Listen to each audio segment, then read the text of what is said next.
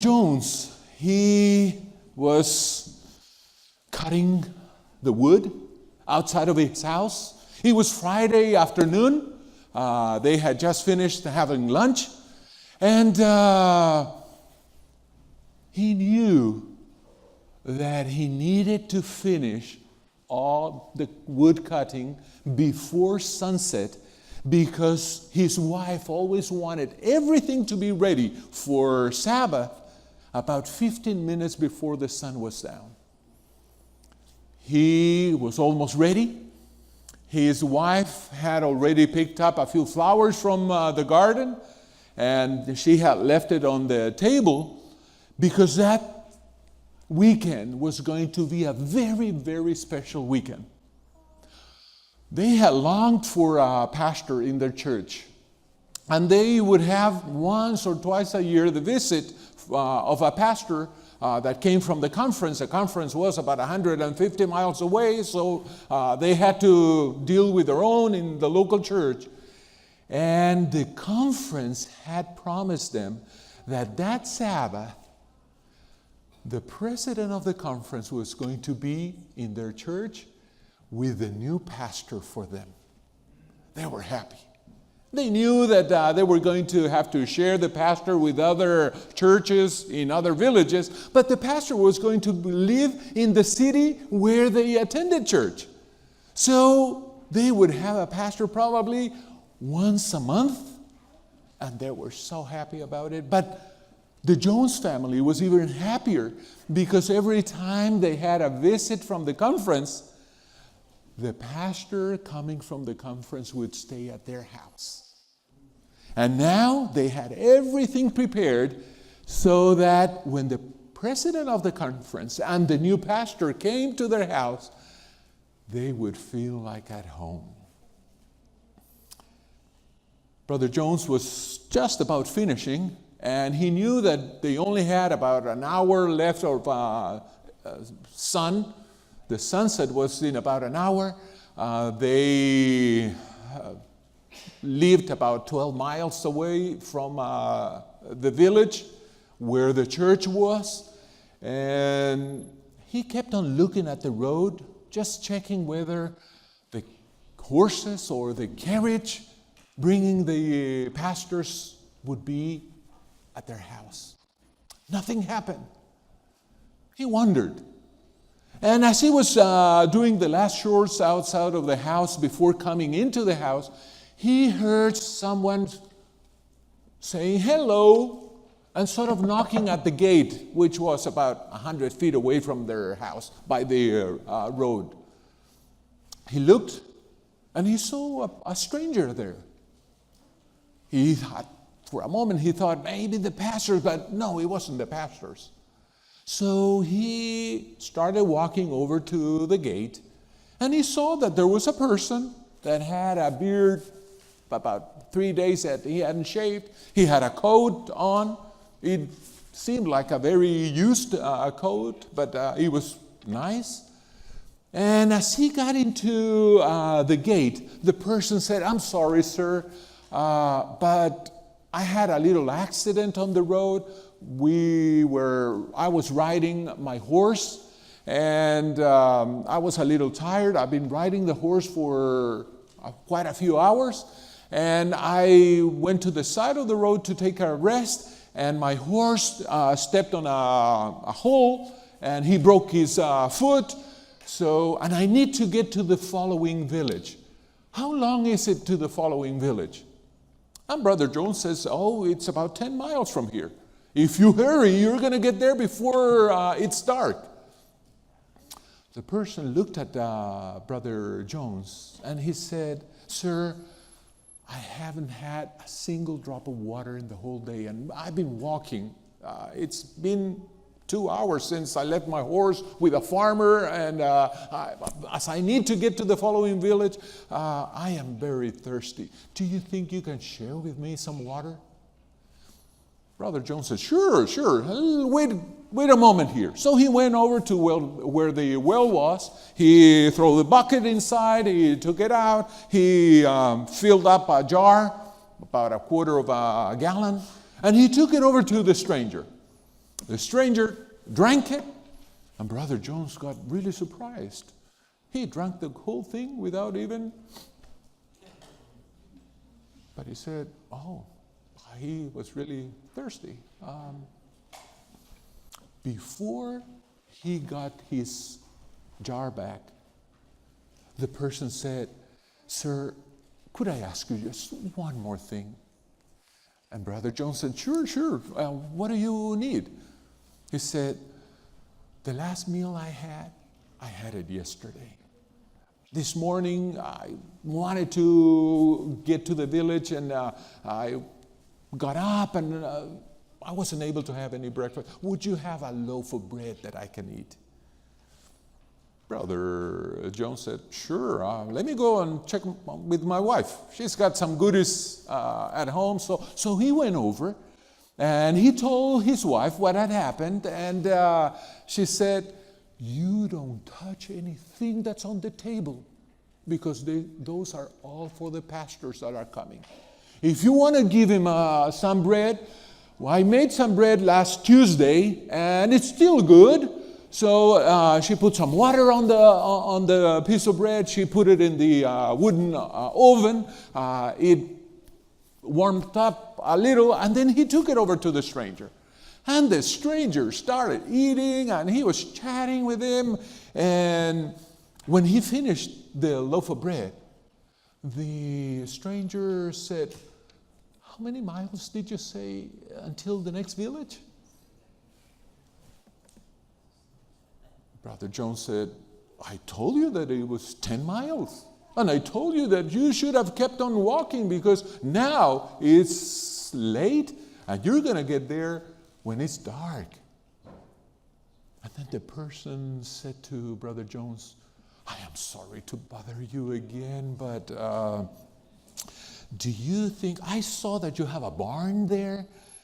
I was wondering would you let me sleep in the barn tonight? So early tomorrow, I'll head on. Brother Jones said to himself, well, what can I do? And then he remembered that the Sabbath before, the church elder had preached about kindness. And in Hebrew 13:2, he had read it quite a few times in the sermon the week before. And Hebrews 13:2 says, do not forget to entertain strangers, for by so doing, some have unwittingly entertained angels.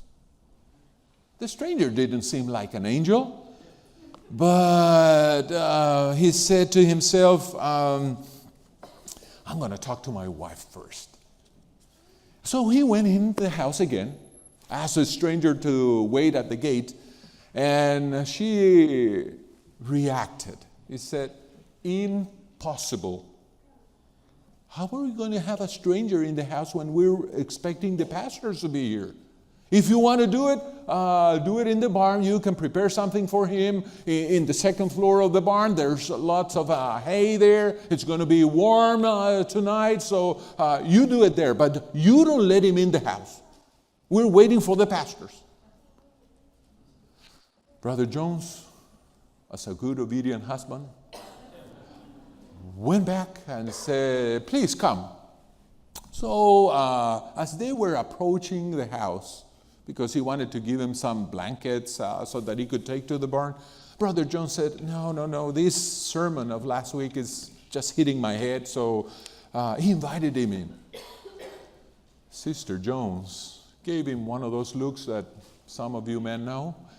But they started chatting, and the stranger sat on one of the sofas in the living room.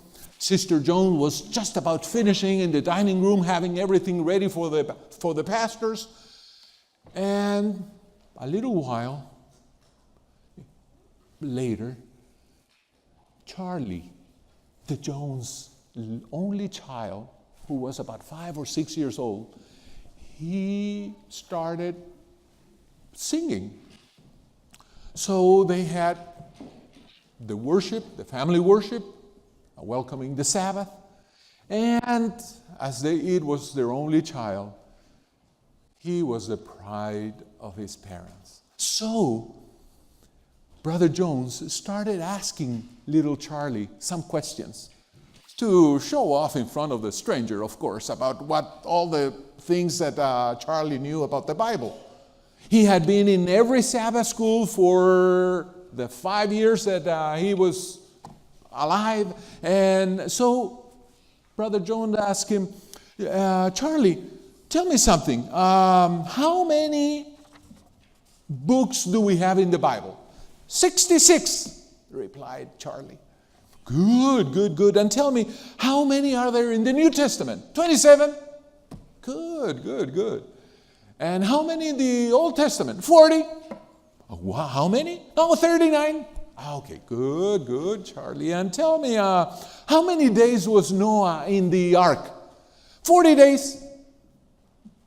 He answered every question like a good Sabbath school kid of Triadelphia. One question, Brother Jones asked Charlie. Charlie, tell me, how many commandments are there? And Charlie sort of hesitated.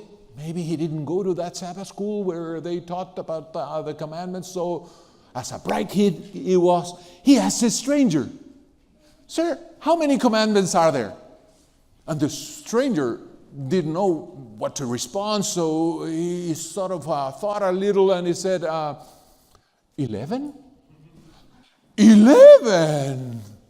Brother Jones and Sister Jones, she was in the kitchen, and you could hear it from the kitchen. How can you say there's 11 commandments? And then Brother Jones, he said, hey, this is the opportunity that God gave me. So he wanted really to give him a Bible study. So he opened his Bible in Exodus 20 and showed him. Look at the title here. What does it say? The stranger looked at the Bible and he said, the 10 Commandments. You see? But the stranger did not respond anything.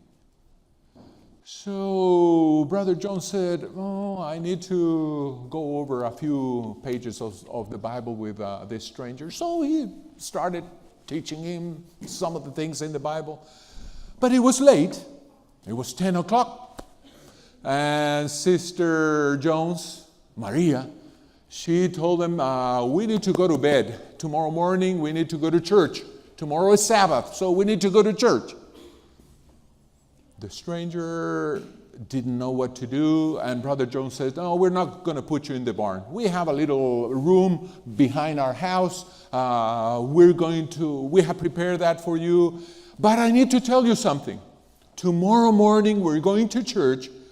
We're going early to church because we have to prepare our carriage, horse carriage, and you have to be up early. Oh, don't worry, said the stranger. I'll be up early. And I was wondering, Brother Jones got sort of scared. What is he going to ask for now? And the stranger said, I was wondering could you lend me your Bible? Brother Jones said, the Bible study is working. Sure, I'm going to give you my Bible. And I'm going to leave it open here in Exodus 20 so that you can sort of check again if you're not believing what I'm saying. And the stranger said, could I ask you for one more little detail? Sure. Would you have a shaving knife that I can use? Brother Jones thought to himself, hey, there are some dangerous people in this world, so what do you want it for? No, I want to shave myself because I haven't been able to do so in the last 3 or 4 days. Brother Jones said, I'm not going to give him a shaving knife. He might do anything during the night, so I'll give it to you tomorrow. I'm getting up early tomorrow. I'm shaving also myself, so I'll give it to you tomorrow. So they went to rest. And while we leave them resting, I want to go over with you on some of the Bible verses that Brother Jones spoke with this stranger. Let's go to Exodus 20 and let's review what the 10 Commandments are there. And I want you to do a little homework, or maybe we should say church work, with the verses that we're going to read. And I know that we have some good and respectful theologians here, so I'm not going to ask any of them any of these questions. But if we went over the 10 Commandments, how could we summarize them? If you go to Exodus chapter 20, verse 3, it says there, "You shall have no other gods before me." And the second commandment says, "You shall not make yourself a carved image, any likeness of anything that is in heaven above, or that is in the earth beneath, or that is in the water under the earth. You shall not bow down to them, nor serve them, for I, the Lord your God, I'm a jealous God, visiting the iniquity of the fathers upon the children to the third and fourth generations of those who hate me, but showing mercy to those thousands who love me and keep my commandments." The third commandment, what does it say? "You shall not take the name of the Lord your God in vain, for the Lord will not hold him guiltless who takes his name in vain." And the fourth commandment, hey, we all know it by heart. What does it say? "Remember the Sabbath day to keep it holy." But if we go on, reading on the fifth commandment, verse 12, it says what there? "Honor your father and your mother, that your days may be long upon the land which the Lord your God is giving you." And the next commandment, what does it say? "You shall not murder." And the next one? You're not reading the Bible with me? "You shall not commit adultery." And the following one? "You shall not steal." And the second to the last? "You shall not bear false witness against your neighbor." And the last one? "You shall not covet your neighbor's house, your neighbor's Mercedes. You shall not covet your neighbor's wife, nor his maid servant, not his Lexus, not all that we don't do. Now, let me ask you something. If we were to summarize the 10 Commandments, how would you summarize it? The first 4 as what? Love your God. And the second 6, how would you summarize it? Love your neighbor. You think you're theologians because you discovered that, eh? Let me tell you, let's go over to Matthew chapter 22, verses 34 to 40. And if you thought you had discovered that by yourself, you were late to discovering it. What does it say there? "But when the Pharisees heard that he had silenced the Sadducees, they gathered together. Then one of them, a lawyer, asked him a question, testing him and saying, 'Teacher, which is the great commandment in the law?'" He wanted to test him because if Jesus said, and Jesus was a good Seventh-day Adventist, but if he had said, the Sabbath is the most important commandment, then they would have told him, "Who do you think you are? Why are you putting one commandment on top of the others? They're all the same. They're the 10 Commandments. God gave them to the people of Israel as one set of rules." So they wanted to test him. But, hey, my Jesus is so smart. How did he answer? "You shall love the Lord your God with all your heart, with all your soul, and with all your mind." This is what? The first and great commandment. And the second, he didn't stop there. And the second, it's like it. "You shall love your neighbor as yourself." On these 2 commandments hang all the law and the prophets. So Jesus was summarizing the 10 Commandments. What do you do when you keep the 10 Commandments? You are loving your God and you are loving your neighbor. Now, when we go to Romans, chapter 13 and verse 9. I want you to read with me what's there. Romans chapter 13 and verse 9, it says there, "For the commandments, you shall not commit adultery, you shall not murder, you shall not steal, you shall not bear false witness, you shall not covet, and if there is any other commandment, all are summed up in the saying, namely, you shall love your neighbor as yourself." And he goes on saying, love does no harm to a neighbor. Therefore, love is what? The fulfillment of the law. Now, let me ask you, what is sin? What do we say that sin is? What is sin? The breaking of what? Of the law. Okay? We have that clear. Now, what does the Bible say about those who commit sin? What is the result of those who sin? The wage of sin is death. So, if we think about it, if we don't keep the commandments, if we don't love our God and our neighbor, we're committing sin.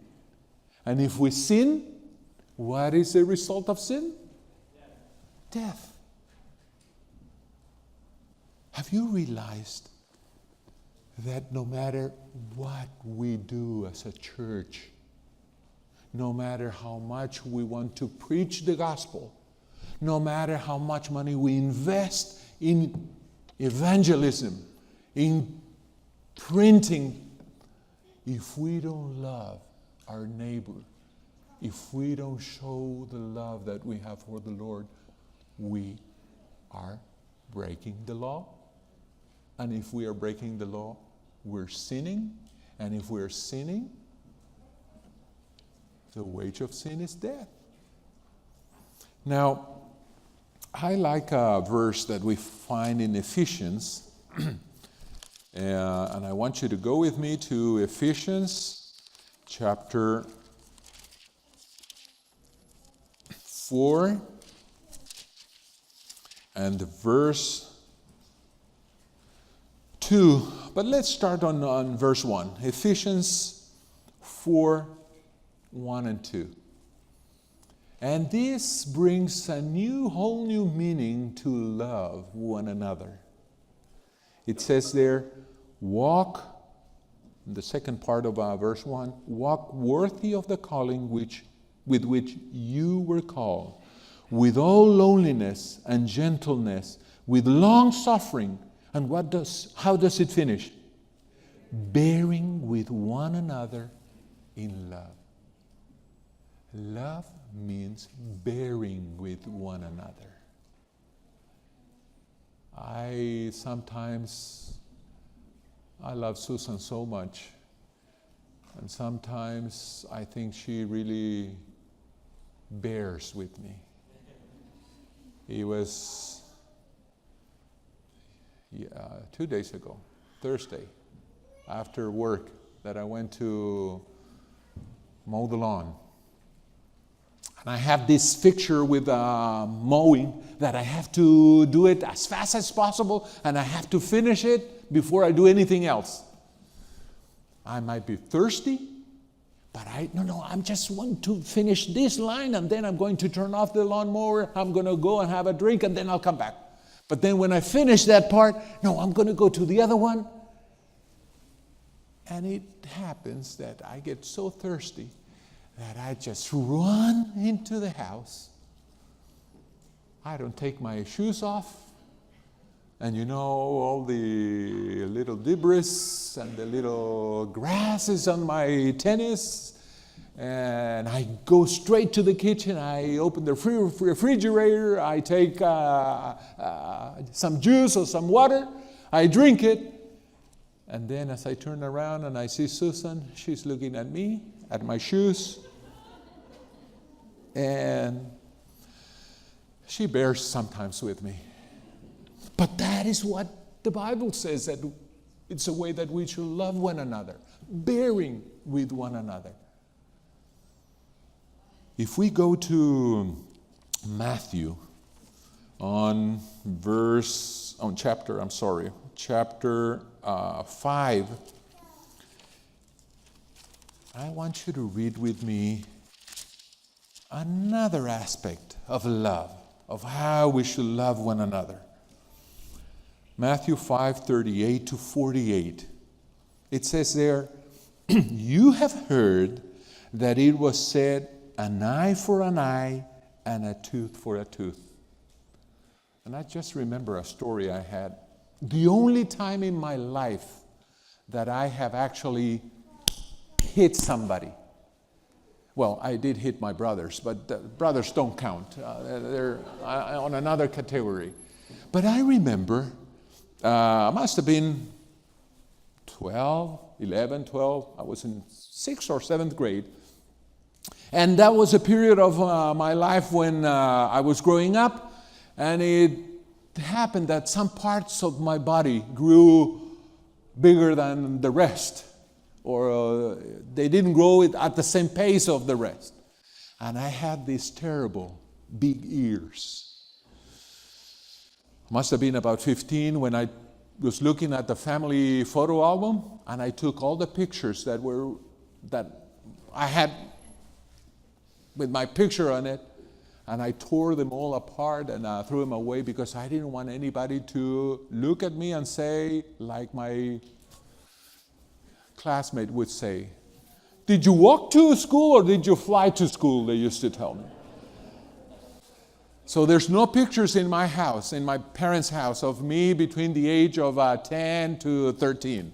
I discarded them all. But I had these big ears, and to make things worse, I've been wearing glasses since I had 8 years old. So the teacher would put all the kids with glasses in the front row of the classroom. I was one of them. That was good because I was able to see the teacher, see the blackboard. At that time, it was a blackboard. And the problem with that is that it seems like my ears did not let my fellow back in the back row see the blackboard. So I had this friend, Ricardo, that every time that the teacher would turn around to write on the blackboard, he would just do,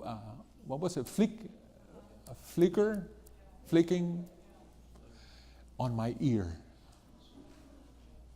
And that would happen fairly often. My right ear, because he was right-handed and he could do it on the left ear, so my right ear, I would come back home with red as a tomato. And one day, I got back home after one of those days, and one of my uncles was at home. My dad, for a long period of his life, he was the only Adventist in his family, and he had a brother, my Uncle Antonio. And so I saw him, I hugged him. He had money, so it was always good to have him at home. I knew that I would get an extra chocolate or something. And I hugged him, and when he hugged me, he noticed that my ear was sort of reddish. And he said, "Magdiel, what happened to your ear?" So I explained to him, "Hey, Uncle Antonio, this is what happens. Big ears, friend on the back, flicker." And he said, "But Magdiel, you shouldn't allow your fellow classmates to do that. You need to respond back to them." So he taught me, the next time somebody flicks your ear, you just turn around and give him a big punch. He was my uncle. The Bible says, an eye for an eye, a tooth for a tooth, an ear for a punch. So the next day, I was just anxious for Ricardo to be on my back and pick at my ear. As soon as he did that, I just turned around, gave him a punch, and I broke one of his teeth.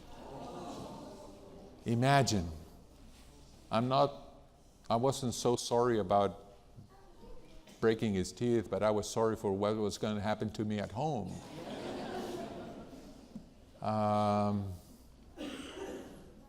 1 week suspended from the Adventist school, the son of Pastor Juan Perez. I didn't receive allowance for the next couple of years, I suppose. But what does the Bible tell us? You have heard that it was said, an eye for an eye and a tooth for a tooth, but I tell you not to resist an evil person. But whoever slaps you on the right cheek, turn the other to him also. If anyone wants to sue you and take away your robe, let him have your cloak also. And whoever compels you to go 1 mile, go with him too. Give to him who asks you, and from him who wants to borrow from you, do not turn away. You have heard that it was said, you shall love your neighbor and hate your enemy. But I say to you, love your enemies, bless those who curse you, do good to those who hate you, and pray for those who spitefully use you and persecute you, that you may be sons of your Father in heaven. For he makes his sun rise on the evil and on the good, and sends rains on the just and on the unjust. For if you love those who love you, what reward have you?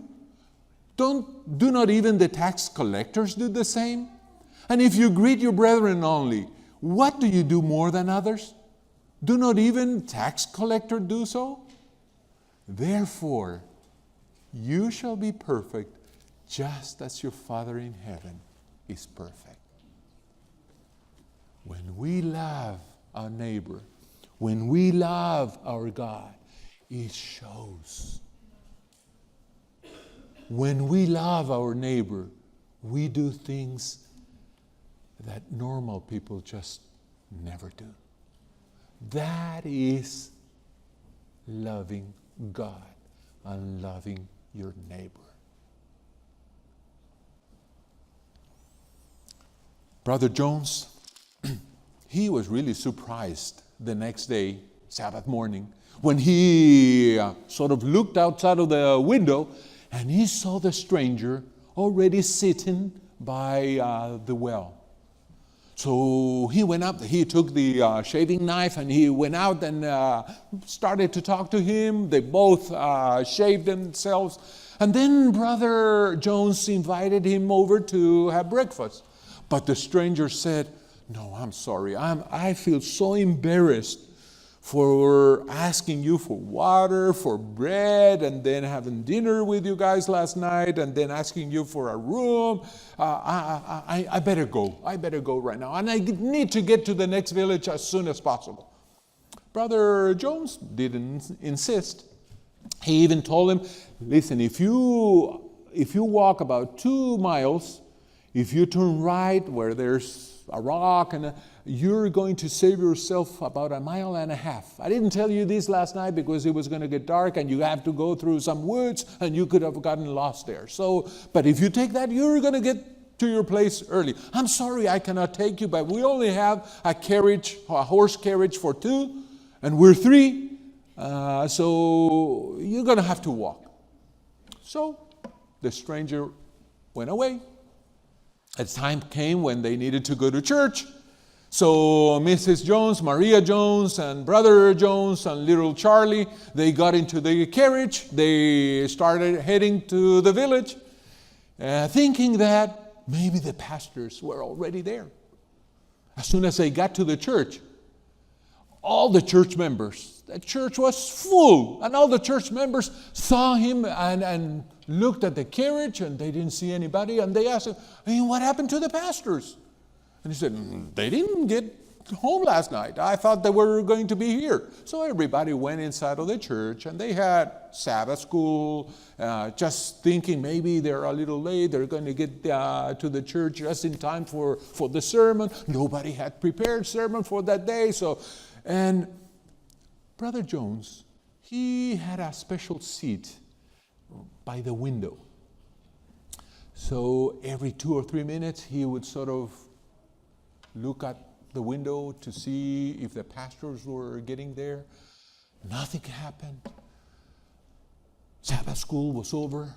The pastors had not arrived.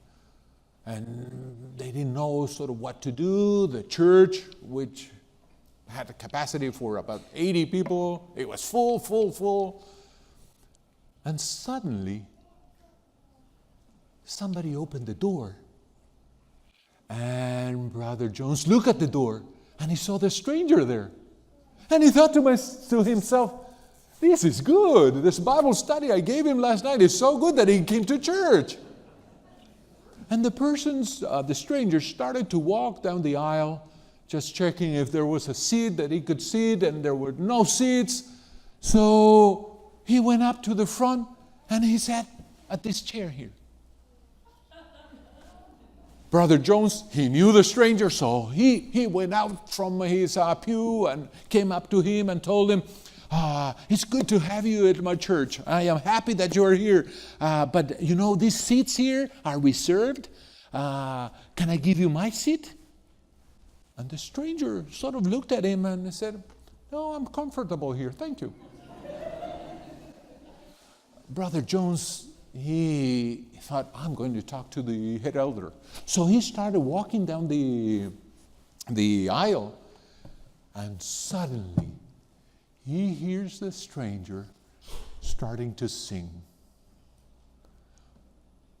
Help me to slow of heart to move by some clear winning word of love. Teach me the way worthy to stay, and guide them in the homeward way. He thought to himself, by some clearing, winning word of love. And then he started to realize something.